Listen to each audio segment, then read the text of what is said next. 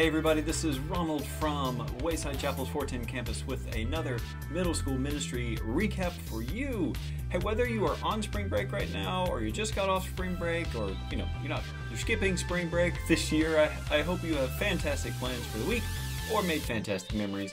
Whichever applies to you, just go ahead. Yeah, apply that to yourself right now. Good job.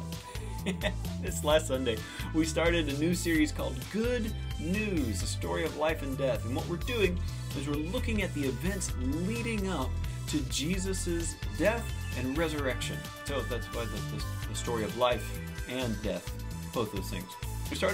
We're going to be looking at this through the Gospel of Luke and what he had to say. And we started off our series on good news with some bad news from Luke 22. Actually, we read all the way through that, all the way up until the point when Jesus leaves the Last Supper with his disciples to go to the garden.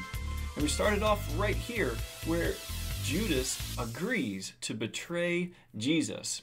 And we would probably say that's pretty bad news.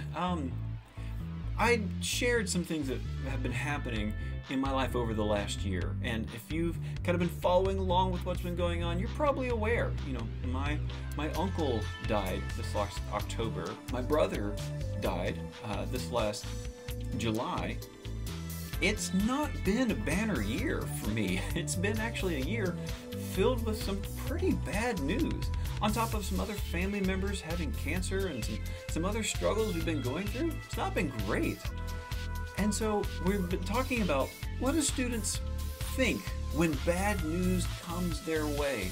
And we asked a couple questions about how they normally react.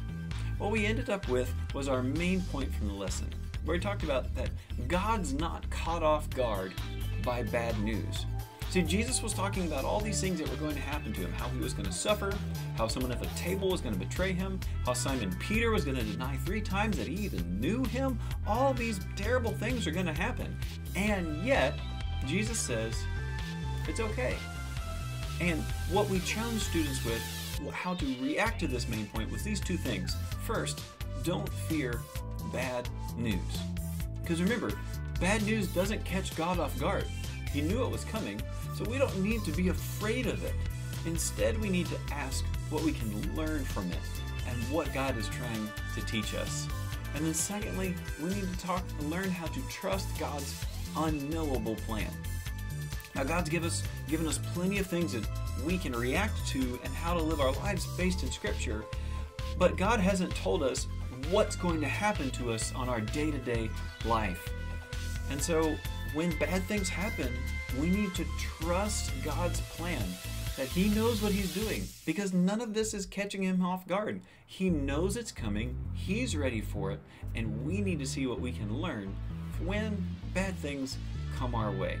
I'm actually really looking forward to this lesson through Luke because it gives us a chance to see right through the gospel how Jesus experiences these moments leading up to his death and resurrection. I'm looking forward to capping off the series on Easter Sunday with you and your students. I'm looking forward to finishing up our series on Good News, the story of life and death. We'll see you guys next week.